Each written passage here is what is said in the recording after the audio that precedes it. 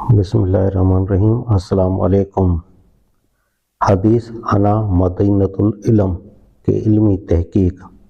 اس topic کو شروع کرنے سے پہلے آپ سے چھوٹی سی درخواست کریں گے کہ میرے چینل کو سبسکرائب تو ضرور کیجیے گا، اور اللہ تعالیٰ سے دعا کرتا ہوں کہ تلفظ کی ادائیگی میں کہیں کوئی غلطی ہو جائے تو اللہ تعالیٰ اسے معاف فرمائے۔ سوال: میرے ایک دوست نے جو دینی شغف رکھتے ہیں حال ہی میں شیعت اختیار کر لی ہے۔ انہوں نے اہل سنت کے مسلک پر چند اعتراضات کیے ہیں جو درج ذیل ہیں۔ امید ہے کہ آپ ان کے تشفی بخش جوابات دے کر ممنون فرمائیں گے۔ نمبر 1، نبی اکرم صلی اللہ علیہ وسلم کی حدیث کہ میں علم کا شہر ہوں اور علی اس کا دروازہ ہے، بس جو شخص شہر میں آنا چاہے وہ اس کے دروازے سے آئے۔ نمبر 2، کیا اس حدیث سے یہ بات لازم نہیں آتی کہ علم، دینی علم کے حصول کا واحد اور سب سے معتبر ذریعہ صرف حضرت علی رضی اللہ تعالیٰ عنہ کی ذات گرامی ہے، اور اس کے سوا جن دوسرے ذرائع سے علم دین حاصل کیا گیا ہے وہ ناقص ہیں، اور اس وجہ سے ان کی دین کے اندر کوئی اہمیت نہیں؟ جواب: احادیث سے استناد کرنے کے لیے ضروری ہے کہ پہلے روایت کے اعتبار سے دیکھا جائے کہ وہ کہاں تک قابل اعتماد ذرائع سے مروی ہوئی ہیں، پھر ان کے معنی پر غور کیا جائے اور یہ سمجھنے کی کوشش کی جائے کہ بشرط صحت ان کا صحیح مدعا کیا ہو سکتا ہے۔ کسی حدیث کا کوئی ایسا مفہوم لے لینا جو حضور صلی اللہ علیہ وسلم کے دوسرے بہت سے ارشادات سے ٹکراتا ہو یا جس سے بہت سی قباحت لازم آتی ہوں، کسی طرح درست نہیں ہو سکتا۔ اس کے بجائے اس کا اگر کوئی ایسا مفہوم ہو سکتا ہو جو حضرت صلی اللہ علیہ وسلم کے دوسرے ارشادات سے مطابقت بھی رکھتا ہو اور ہر قباحت سے خالی ہو، تو ایک ذی فہم آدمی کے لیے وہی قابل قبول ہونا چاہیے۔ اس قاعدے کو نگاہ میں رکھ کر پہلے ہمیں دیکھنا چاہیے کہ حدیث میں علم کا شہر ہوں اور علی اس کا دروازہ ہے کا بلحاظ روایت کیا مقام ہے۔ صحاح میں سے اس کو صرف ترمذی نے لیا ہے، اور اس میں یہ الفاظ ہیں: میں حکمت کا گھر ہوں اور علی رضی اللہ تعالیٰ عنہ اس کا دروازہ ہے۔ راوی اس کے خود حضرت علی رضی اللہ تعالیٰ عنہ ہیں۔ امام ترمذی اس کو نقل کرنے کے بعد اس کی روایتی حیثیت پر جو تبصرہ کرتے ہیں وہ یہ ہے: یہ حدیث غریب اور منکر ہے۔ بعض راویوں نے اسے صرف شریک تابعی سے روایت کیا ہے اور اس کی سند میں ثنابہی کا ذکر نہیں کیا ہے۔ ہم نہیں جانتے کہ شریک کے سوا ثقات میں سے کسی نے بھی اس کو روایت کیا ہو۔ حدیث غریب کی تعریف۔ غریب اصطلاح علم حدیث میں اس روایت کو کہتے ہیں جس کا مدار سند کے کسی مرحلے میں صرف ایک راوی پر رہ جائے، اور منکر اس روایت کو کہتے ہیں جو نری غریب ہی نہ ہو بلکہ اس کا راوی بھی ضعیف ہو۔ اس سے معلوم ہو جاتا ہے کہ سند کے لحاظ سے ترمذی کی اس روایت کا پایا کیا ہے اور اس پر سارے دین کی بنا رکھ دینا کہاں تک درست ہو سکتا ہے۔ ترمذی کے بعد اس مضمون کی روایت کا سارا مدار حاکم کی مستدرک پر رہ جاتا ہے، جو بجائے خود ہی حدیث کی معتبر کتابوں میں شمار نہیں ہوتی۔ اس میں وہ ابن عباس رضی اللہ تعالیٰ عنہ اور جابر بن عبداللہ رضی اللہ تعالیٰ عنہ سے دو روایتیں مختلف الفاظ میں نقل کرتے ہیں۔ ابن عباس والی روایت کے الفاظ ہیں: میں علم کا شہر ہوں اور علی اس کا دروازہ ہے، پس جو شخص شہر میں آنا چاہے وہ اس کے دروازے سے آئے۔ اور جابر بن عبداللہ والی روایت میں آخری فقرہ یہ ہے: جو علم حاصل کرنا چاہے اسے دروازے پر آنا چاہیے۔ حاکم نے ان دونوں حدیثوں کے صحیح ہونے کا دعویٰ کیا ہے، لیکن علم حدیث کے بڑے بڑے ناقدین کی رائے میں نہ صرف یہ دونوں بلکہ اس مضمون کی ساری روایات ساقط الاعتبار ہیں۔ ابن عباس والی روایت کے متعلق حافظ ذہبی کہتے ہیں کہ صحیح ہونا تو درکنار، یہ تو موضوع ہے، اور جابر بن عبداللہ والی روایت پر وہ یہ رائے دیتے ہیں: حاکم پر سخت تعجب ہے کہ کس جرأت کے ساتھ وہ اس روایت اور ایسی ہی دوسری باطل روایتوں کو صحیح کہہ دیتا ہے۔ یہ احمد بن عبداللہ بن یزید الحرانی، جس کی سند سے روایت حاکم نے نقل کی ہے، دجال اور سخت جھوٹا ہے۔ یحییٰ بن معین اس حدیث کے متعلق کہتے ہیں کہ اس کی کوئی اصلیت نہیں ہے۔ امام بخاری رحمۃ اللہ علیہ کی رائے ہے کہ یہ منکر روایت ہے اور اس کی نقل کا کوئی طریقہ بھی صحیح نہیں ہے۔ نووی اور جزری اس کو موضوع کہتے ہیں۔ ابن وقیق العید کے نزدیک بھی یہ ثابت نہیں ہے۔ ابن جوزی نے مفصل بحث کر کے یہ ثابت کیا ہے کہ انا مدینۃ العلم والی روایت جتنے طریقوں سے بھی مروی ہوئی ہے سب کے سب موضوع ہیں۔ لائق غور بات یہ ہے کہ جس حدیث کا سند کے اعتبار سے یہ حال ہو اس پر اتنے بڑے فیصلے کی بنا رکھ دینا کہاں تک درست ہو سکتا ہے کہ ہم رسول اللہ صلی اللہ علیہ وسلم سے دین کے احکام صرف حضرت علی رضی اللہ تعالیٰ عنہ کے واسطے سے حاصل کریں گے اور دوسرے صحابہ کو حصول علم کا ذریعہ سرے سے مانیں گے ہی نہیں۔ ظاہر ہے کہ یہ کوئی معمولی فیصلہ نہیں ہے۔ قرآن مجید کے بعد ہمارے لیے ہدایت اور رہنمائی کا سرچشمہ اگر کوئی ہے تو وہ رسول اللہ صلی اللہ علیہ وسلم کا اسوہ حسنہ ہے، اور صحابہ کرام وہ ذریعہ ہیں جن کے واسطے سے ہم یہ جان سکتے ہیں کہ حضور صلی اللہ علیہ وسلم نے زندگی کے مختلف معاملات میں کیا رہنمائی فرمائی ہے۔ اب اگر ہم اس حدیث پر اعتماد کر کے اس کے علم کے لیے صرف ایک سیدنا علی ابن ابی طالب پر انحصار کر لیں گے تو لامحالہ ہمیں علم کے اس بہت بڑے حصے سے محروم ہونا پڑے گا جو دوسرے صحابہ کے ذریعے سے منقول ہوا ہے۔ کیا عقل مطالبہ نہیں کرتی کہ اتنا بڑا فیصلہ کرنے کے لیے حضور صلی اللہ علیہ وسلم کا ارشاد ہم کو اس حدیث کی بنسبت بہت زیادہ قوی اور مستند و معتبر ذریعے سے پہنچنا چاہیے تھا، بلکہ اسے تو بہت سی صحیح اور مضبوط سندوں سے مروی ہونا چاہیے تھا، یہاں تک کہ اس کی صحت میں کسی قسم کی شک کی گنجائش باقی نہ رہتی۔ اب دیکھیے کہ اگر اس حدیث کا وہی مفہوم لیا جائے جو اس کے ظاہر الفاظ سے مترشح ہوتا ہے تو وہ نبی صلی اللہ علیہ وسلم کے بکثرت اشارات سے اور آپ صلی اللہ علیہ وسلم کی زندگی بھر کے عمل سے کس قدر ٹکراتا ہے۔ حضور صلی اللہ علیہ وسلم نے بہت سے صحابہ کو اپنی حیات طیبہ میں فوج کا افسر بنا کر مہمات پر بھیجا، مملکت اسلامیہ کے مختلف علاقوں پر عامل مقرر کیا، تحصیل صدقات کے منصب پر مامور کیا، نماز پڑھانے کی خدمت سپرد کی، تعلیم اور تبلیغ کے لیے اعتراف و نواحی میں روانہ کیا۔ یہ تاریخی حقائق ہیں جن سے انکار کرنا کسی کے لیے ممکن نہیں۔ سوال یہ ہے کہ یہ سب خدمات کیا دین علم کے بغیر ہی انجام دی جاتی تھیں، یا یہ سارے صحابہ رسول اللہ صلی اللہ علیہ وسلم کے نہیں بلکہ حضرت علی رضی اللہ عنہ کے شاگرد تھے؟ اگر یہ دونوں باتیں غلط ہیں تو پھر صحیح بات صرف یہی ہو سکتی ہے کہ ان صحابہ نے مدینۃ العلم یا دارالحکمت سے براہ راست علم و حکمت کی تعلیم حاصل کی تھی، اور یہ سبھی حضرت علی رضی اللہ عنہ کی طرح شہر علم اور دار حکمت کے دروازے تھے۔ پھر جس شخص نے بھی سیرت پاک کا کبھی مطالعہ کیا ہو وہ جانتا ہے کہ نبوت کے منصب پر سرفراز ہونے کے بعد سے حیات دنیوی کی آخری ساعت تک حضور صلی اللہ علیہ وسلم براہ راست خود دین کی تعلیم و تبلیغ فرماتے تھے، اور جو لوگ بھی دین کے متعلق کچھ پوچھنا چاہتے تھے وہ بلا واسطہ حضور صلی اللہ علیہ وسلم سے ہی پوچھتے اور جواب حاصل کرتے رہے۔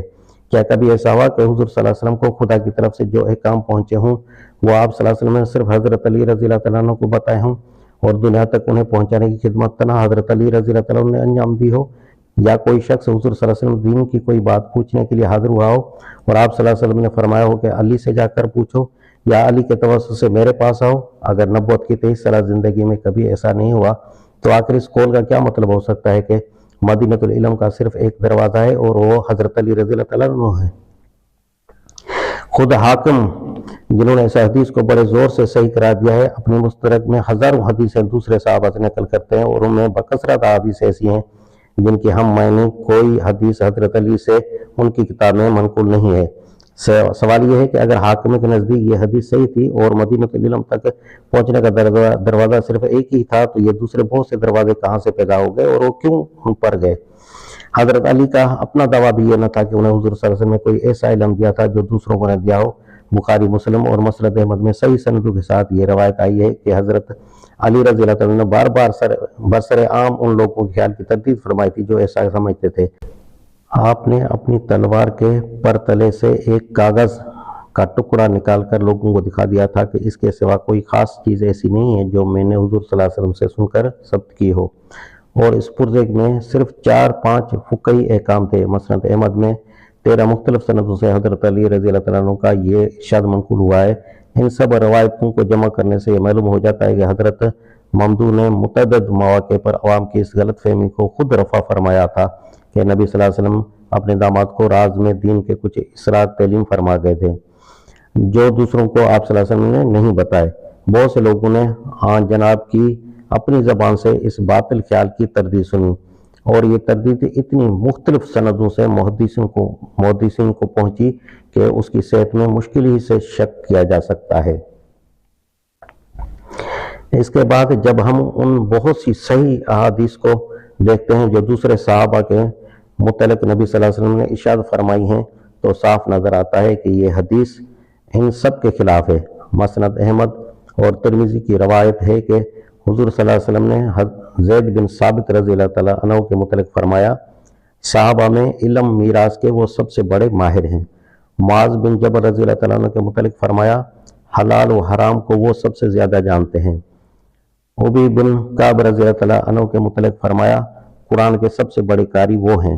مسند احمد میں خود حضرت علی رضی اللہ تعالیٰ عنہ سے روایت ہے کہ رسول اللہ صلی اللہ علیہ وسلم نے فرمایا، اگر میں اپنی امت میں سے کسی کو بلا مشورہ امیر بنانے والا ہوتا تو ابن ام عبداللہ بن مسعود کو بناتا۔ ترمذی میں حضرت حذیفہ رضی اللہ تعالیٰ عنہ سے روایت ہے کہ حضور صلی اللہ علیہ وسلم نے فرمایا، میں نہیں جانتا کہ میں کب تک تمہارے درمیان رہوں گا، تم میرے بعد ان دو آدمیوں کی پیروی کرنا، ابو بکر اور عمر۔ حضرت ابو سعید خدری رضی اللہ تعالیٰ عنہ کی روایت ہے کہ حضرت صلی اللہ علیہ وسلم نے فرمایا، ہر نبی کے لیے 2 وزیر آسمان والوں میں سے اور 2 وزیر زمین والوں میں سے ہوئے ہیں۔ میرے آسمانی وزیر جبرائیل و میکائیل ہیں اور زمینی وزیر ابو بکر اور عمر ہیں۔ ترمذی میں عقبہ بن عامر کی روایت ہے کہ حضور صلی اللہ علیہ وسلم نے فرمایا، اگر میرے بعد کوئی نبی ہوتا تو عمر بن خطاب ہوتا۔ بخاری و مسلم میں حضرت سعد بن ابی وقاص رضی اللہ تعالیٰ عنہ روایت کرتے ہیں کہ سرکار نے حضرت عمر رضی اللہ تعالیٰ عنہ کو خطاب کر کے فرمایا، خطاب کے بیٹے، قسم ہے اس ذات کی جس کے قبضے میں میری جان ہے، جس راستے پر بھی شیطان کی تجھ سے مڈ بھیڑ ہو جاتی ہے اس کو چھوڑ کر وہ کسی ایسے راستے پر چلا جاتا ہے جہاں تو اس کے سامنے نہ ہو۔ ابو داؤد میں حضرت ابو ذر نبی صلی اللہ علیہ وسلم کا ارشاد روایت کرتے ہیں کہ اللہ نے حق عمر کی زبان پر رکھ دیا ہے، اسی کے مطابق وہ بات کرتا ہے۔ بخاری و مسلم میں ابو سعید خدری رضی اللہ تعالیٰ عنہ بیان کرتے ہیں کہ ایک روز حضور صلی اللہ علیہ وسلم نے فرمایا، رات میں نے خواب میں دیکھا کہ لوگ میرے سامنے پیش کیے جا رہے ہیں اور وہ چھوٹے بڑے کرتے پہنے ہوئے ہیں، کسی کا کرتا سینے تک ہے، کسی کا زیادہ نیچے تک، اور عمر میرے سامنے پیش کیے گئے تو ان کا کرتا زمین پر گھسٹ رہا تھا۔ حاضرین نے پوچھا کہ پھر حضور صلی اللہ علیہ وسلم نے اس کی کیا تعویل فرمائی؟ ارشاد ہوا کہ کرتے سے مراد دین ہے۔ یہ روایات تو دوسرے صحابہ کی ہیں، خود حضرت علی رضی اللہ عنہ سے جو نہایت صحیح اور معتبر روایتیں کتب حدیث میں وارد ہوئی ہیں وہ ملاحظہ ہوں۔ بخاری میں حضرت علی رضی اللہ تعالیٰ عنہ کے صاحبزادے محمد بن حنفیہ فرماتے ہیں کہ میں نے اپنے والد ماجد سے پوچھا، نبی صلی اللہ علیہ وسلم کے بعد سب سے بہتر کون ہے؟ فرمایا ابو بکر۔ میں نے عرض کیا کہ پھر کون؟ فرمایا عمر۔ اس کے بعد مجھے اندیشہ ہوا کہ میں پھر یہی سوال کروں گا تو کہہ دیں گے عثمان، اس لیے میں نے پوچھا ان کے بعد کیا آپ ہیں؟ فرمایا میں کچھ نہیں ہوں مگر بس مسلمانوں میں سے ایک آدمی۔ یہ جواب ٹھیک اس بلند اور پاکیزہ سیرت کے مطابق ہے جو سیدنا علی کی تھی۔ ان جیسے عالی ظرف انسان کا یہی مقام تھا کہ اپنے مرتبے کی فضیلت بیان کرنے سے اجتناب فرماتے اور اپنی ذات کو عام مسلمانوں کی صفی میں رکھتے۔ مسند احمد میں امام حسن بن علی رضی اللہ تعالیٰ عنہ کی روایت ہے اور یہ روایت ترمذی اور ابن ماجہ میں بھی ہے کہ ان کے والد سیدنا علی رضی اللہ تعالیٰ عنہ نے بیان کیا، میں نبی صلی اللہ علیہ وسلم کے پاس بیٹھا تھا، اتنے میں ابو بکر و عمر سامنے سے آتے نظر آئے۔ حضور صلی اللہ علیہ وسلم نے مجھ سے فرمایا، اے علی، یہ دونوں پیغمبروں کے بعد تمام سن رسیدہ اور جوان اہل جنت کے سردار ہیں۔ ایک اور حدیث جو مسند احمد، بازار اور طبرانی میں حضرت علی رضی اللہ تعالیٰ عنہ سے بسند صحیح منقول ہوئی ہے، یہ ہے کہ رسول اللہ صلی اللہ علیہ وسلم سے پوچھا گیا کہ حضور کے بعد کون امیر ہوگا؟ آپ صلی اللہ علیہ وسلم نے جواب میں فرمایا، اگر تم ابو بکر کو امیر بناؤ گے تو اسے امین، دنیا کے معاملوں میں زاہد اور آخرت کی طرف راغب پاؤ گے، اور اگر عمر کو امیر بناؤ گے تو اسے طاقتور، امین اور اللہ کے معاملے میں کسی ملامت کرنے والے کی پرواہ نہ کرنے والا پاؤ گے۔ اور اگر علی کو امیر بناؤ گے اور میں نہیں سمجھتا کہ تم ایسا کرو گے تو اسے ہادی و مہدی پاؤ گے جو تم کو سیدھے راستے پر چلائے گا۔ اسی مسند احمد میں 26 صحیح سندوں سے واقعہ بیان ہوا ہے کہ حضرت علی رضی اللہ عنہ نے ایک تقریر میں برسر منبر صاف صاف فرمایا کہ نبی صلی اللہ علیہ وسلم کے بعد امت کے بہترین آدمی ابو بکر ہیں اور ان کے بعد عمر۔ ان روایات میں سے اکثر کے تمام راوی ثقہ ہیں اور کسی پر کوئی جرح نہیں ہے۔ 23 روایتیں فن حدیث کے لحاظ سے صحیح اور 2 حسن ہیں، صرف ایک ضعیف ہے۔ ان میں سے 12 کے راوی حضرت ابو حذیفہ رضی اللہ عنہ صحابی ہیں جو حضرت علی رضی اللہ عنہ کے دور حکومت میں پولیس اور بیت المال کے افسر تھے۔ وہ کہتے ہیں کہ حضرت علی رضی اللہ عنہ نے دوران تقریر میں سوال کیا کہ جانتے ہو نبی صلی اللہ علیہ وسلم کے بعد اس امت کا سب سے بہتر انسان کون ہے؟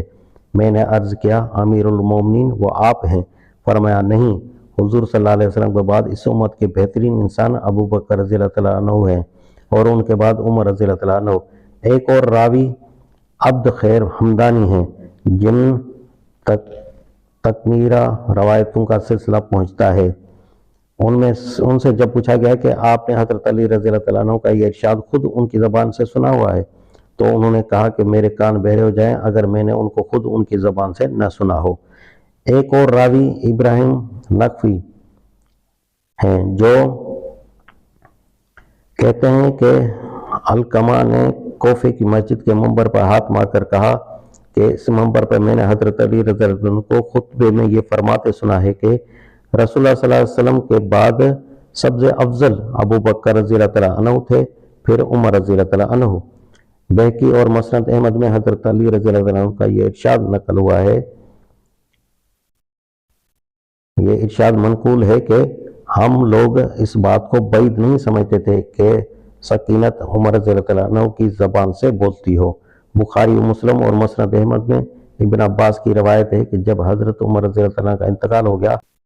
اور آپ کو غسل دینے کے لیے تختے پر لا کر رکھا گیا تو چاروں طرف لوگ کھڑے ہوئے ان کے حق میں دعائے خیر کر رہے تھے۔ اتنے میں ایک شخص پیچھے سے میرے شانے پر کونی ٹیک لگا کر جھکا اور کہنے لگا اللہ تم پر رحمت فرمائے، تمہارے سوا کوئی ایسا نہیں ہے جس کے متعلق میرے دل میں یہ تمنا ہو کہ میں ان کا سا نامۂ اعمال لے کر اپنے اللہ کے حضور حاضر ہوں۔ میں امید رکھتا ہوں کہ اللہ تم کو ضرور اپنے دونوں رفیقوں یعنی رسول اکرم صلی اللہ علیہ وسلم اور ابو بکر صدیق رضی اللہ عنہ کے ساتھ ہی رکھے گا، کیونکہ میں نے اکثر حضور صلی اللہ علیہ وسلم کو یوں فرماتے سنا کرتا تھا کہ فلاں جگہ میں اور ابو بکر و عمر تھے، فلاں کام میں نے اور ابو بکر اور عمر نے کیا، فلاں جگہ میں اور ابو بکر و عمر گئے، فلاں جگہ سے میں اور ابو بکر و عمر نکلے۔ ابن عباس کہتے ہیں کہ میں نے پلٹ کر دیکھا تو وہ علی بن ابی طالب تھے۔ اب غور طلب بات یہ ہے کہ حدیث انا مدینۃ العلم اگر صحیح ہے اور وہی کچھ اس کا مطلب ہے جو اس سے لیا جاتا ہے تو آخر اتنی کثیر التعداد احادیث کے متعلق کیا کہا جائے گا جو دوسرے صحابہ کرام رضی اللہ تعالیٰ علیہ اجمعین کے متعلق اس سے بہت زیادہ قوی اور معتبر سندوں کے ساتھ وارد ہوئی ہیں۔ کس دلیل سے ان کمزور اور نہایت مشتبہ سند کی حدیث کے مقابلے میں ان سب کو جھٹلایا جائے گا،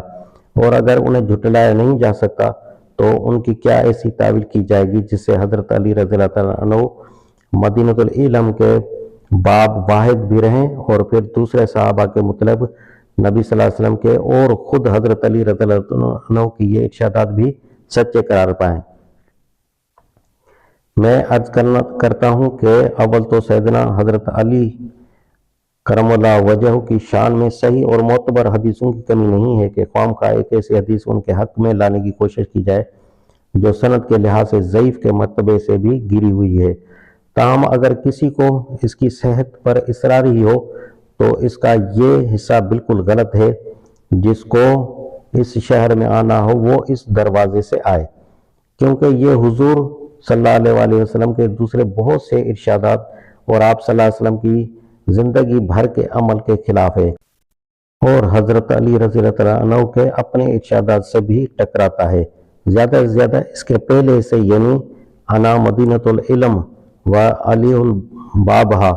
کو صحیح مانا جا سکتا ہے، اور وہ بھی اس معنی میں نہیں کہ اس شہر کا صرف ایک ہی دروازہ ہے اور وہ علی ہیں، بلکہ اس معنی میں کہ اس شہر کے دروازوں میں سے ایک دروازہ علی ہے۔ یہ معنی حق بھی ہیں اور حضور صلی اللہ علیہ وسلم کے دوسرے اقوال اور آپ صلی اللہ علیہ وسلم کے عمل سے بھی مطابقت رکھتے ہیں۔ ایک مرتبہ پھر الفاظ کی کہیں تلفظ میں غلطی ہو گئی ہو تو اللہ تعالیٰ اس کو معاف فرمائے، آمین۔